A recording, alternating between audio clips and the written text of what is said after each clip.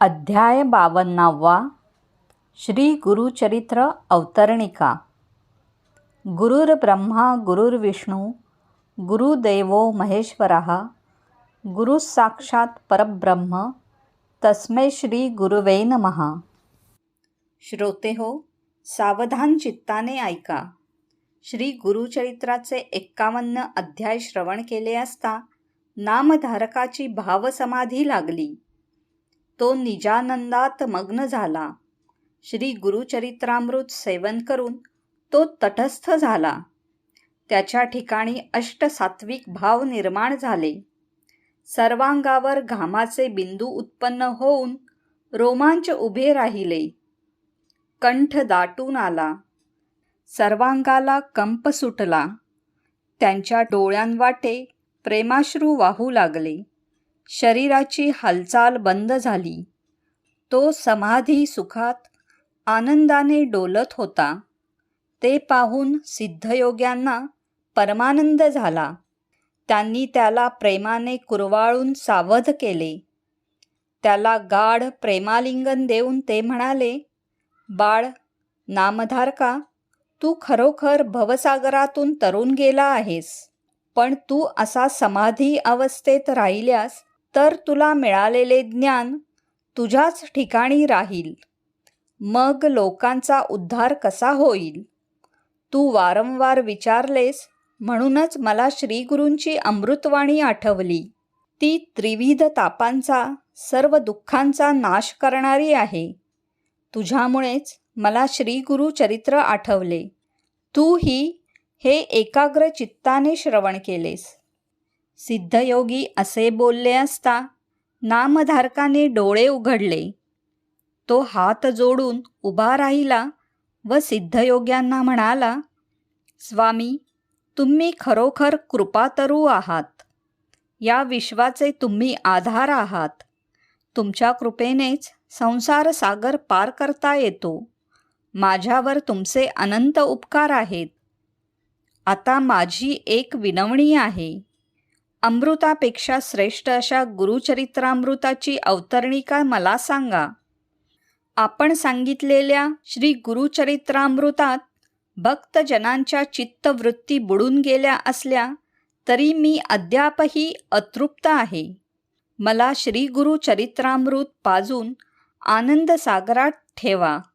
अनेक औषधी वनस्पतींचे सार काढून ते दिव्य औषध काढतात, त्याप्रमाणे श्री गुरुचरित्रामृताचे सार मला सांगा. नामधारकाने अशी विनवणी केली असता सिद्धयोग्यांना अतिशय आनंद झाला. ते म्हणाले, बाळा, तुझी श्री गुरुचरित्रावर अखंड श्रद्धा राहो. त्यासाठी मी तुला गुरुचरित्राची अवतरणिका सांगतो, ती ऐक. पहिल्या अध्यायात मंगलाचरण असून सर्व देवदेवतांचे स्मरण केले आहे. भक्तजनांना श्रीगुरु मूर्तीचे दर्शन घडले आहे.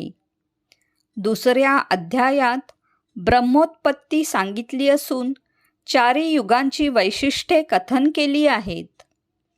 त्याच अध्यायात गुरु महात्म्य व संदीप आख्यान आले आहे. तिसऱ्या अध्यायात अंबरीश आख्यान सांगितले आहे. चौथ्या अध्यायात सती अनसूयेची सत्वपरीक्षा पाहण्यासाठी आलेले त्रैमूर्ती तिची बालके होतात. ती त्रैमूर्ती श्री दत्तात्रेय अवतार कथा सांगितली आहे. 5व्या अध्यायात श्री दत्तात्रेयांच्या श्रीपाद श्रीवल्लभ अवताराची कथा आली असून 6व्या अध्यायात गोकर्ण महिमा व महाबळेश्वर लिंग स्थापनेची कथा सांगितली आहे. 7व्या अध्यायात मित्रसह राजाची कथा आणि चांडाल स्त्रीचा उद्धार झाल्याचा संदर्भ आला आहे. 8व्या अध्यायात शनी प्रदोष व्रत महात्म्य वर्णिले असून 9व्या अध्यायात श्री गुरूंनी एका रजकाला राज्यप्राप्तीचा वर दिल्याची कथा आली आहे. 10व्या अध्यायात कुरवपूर क्षेत्र महिमा सांगितला असून वल्लभेश आख्यान सविस्तर वर्णिले आहे. 11व्या अध्यायात करंजपुरी माधव व अंबा यांच्या पोटी नृसिंह सरस्वतीचा अवतार झाल्याचे व श्री गुरु नरहरी बालचरित्र लीला वर्णन केले आहे. 12व्या अध्यायात नरहरीचा गृहत्याग, काशी क्षेत्री संन्यास ग्रहण व गुरु शिष्य परंपरा हे विषय आले आहेत.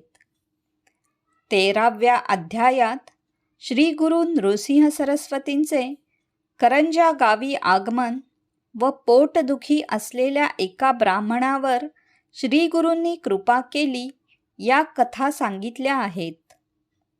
14व्या अध्यायात क्रूर यवन शासन व सायनदेव वरप्रदान कथा आल्या आहेत. 15व्या अध्यायात श्री गुरूंचे वैजनाथ क्षेत्री गुप्त वास्तव्य व तीर्थयात्रा निरूपण आले असून 16व्या अध्यायात गुरुभक्तीचे महात्म्य, धौम्य शिष्यांच्या कथा सांगितल्या आहेत.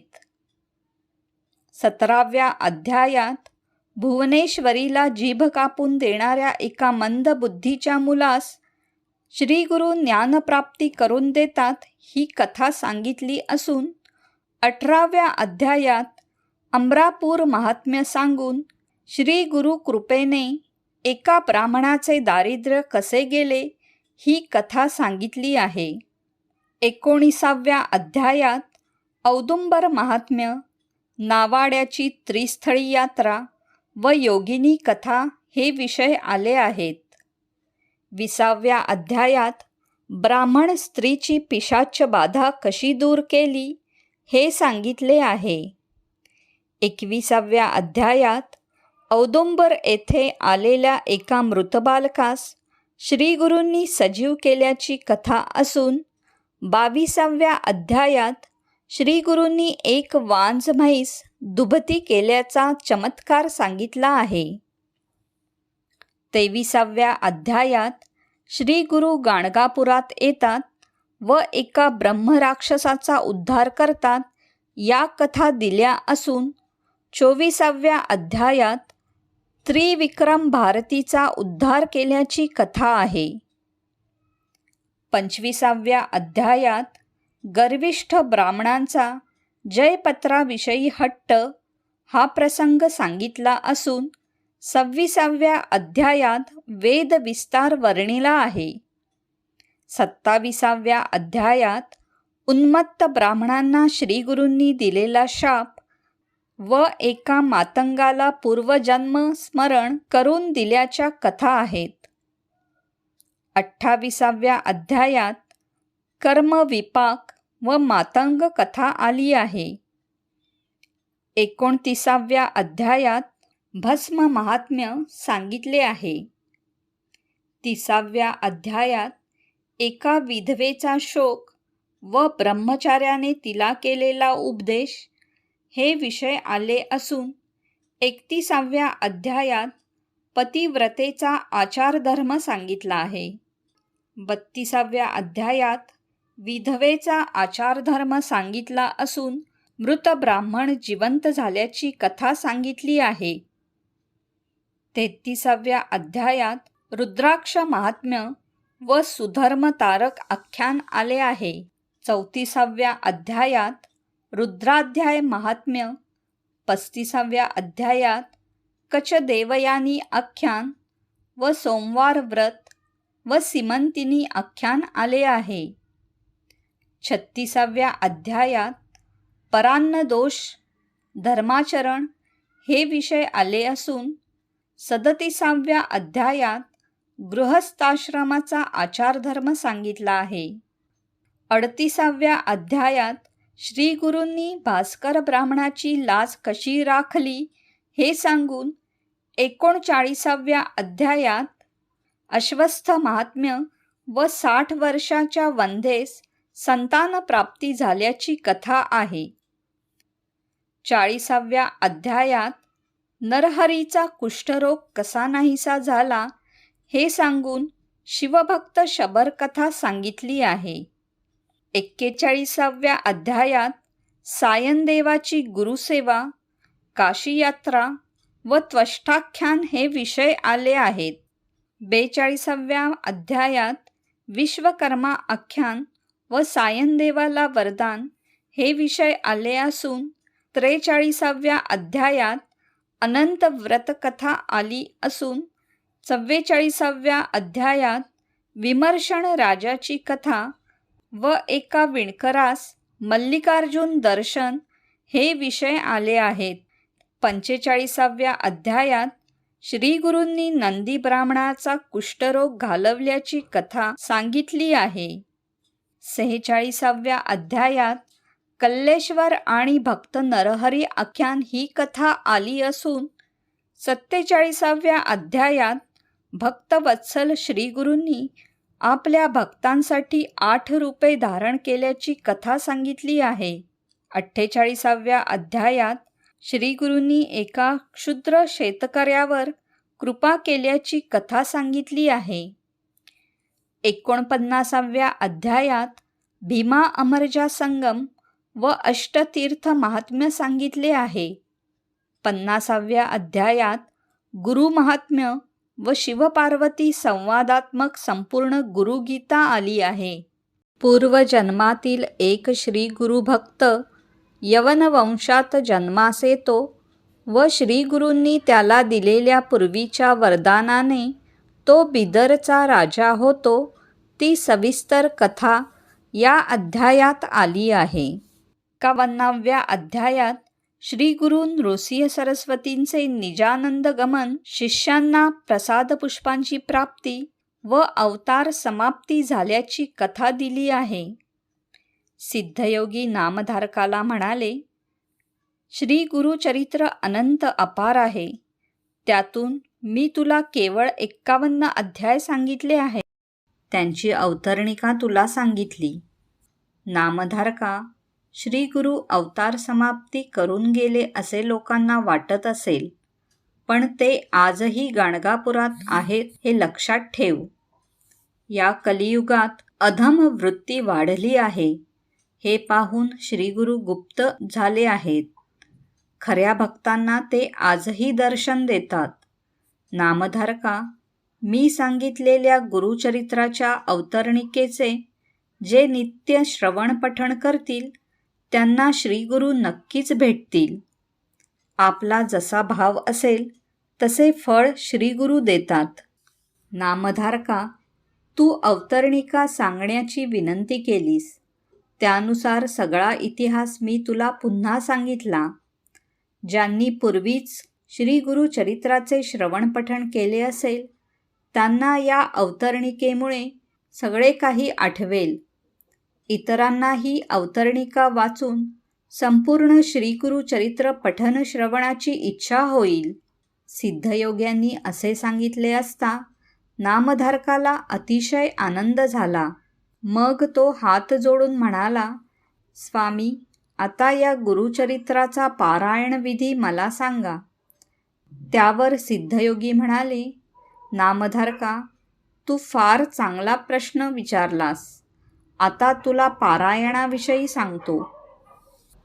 आपले अंतःकरण पवित्र असताना दररोज शुचिर्भूतपणे जमेल तेवढे श्रीगुरुचरित्र वाचावे.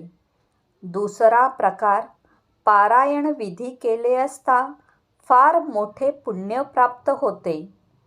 दिनशुद्धी पाहून म्हणजे शुभ दिवशी पारायणाला प्रारंभ करावा.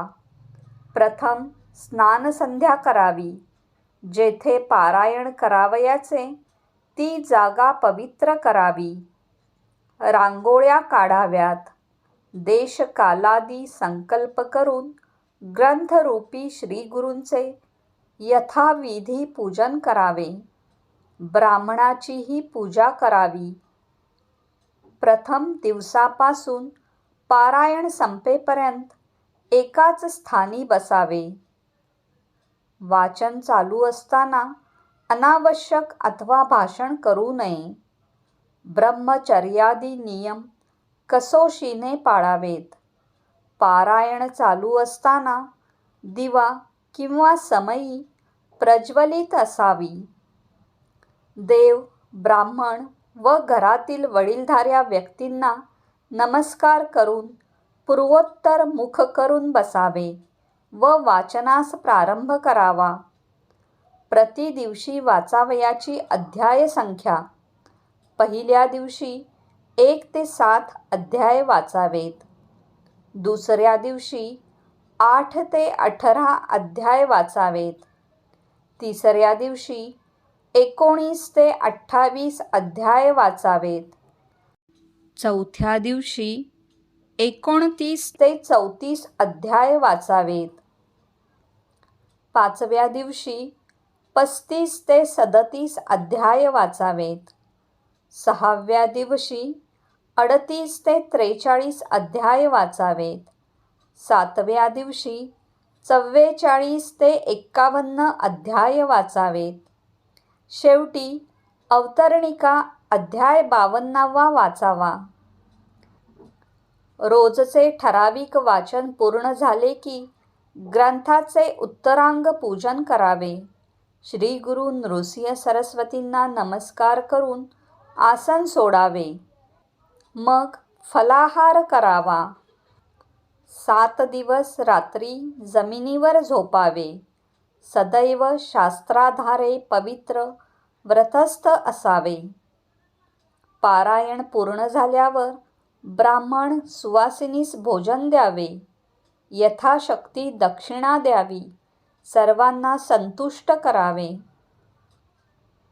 अशा रीतीने सर्व नियमांचे पालन करून सप्ताह पारायण पूर्ण केले असता श्री गुरूंचे दर्शन होते.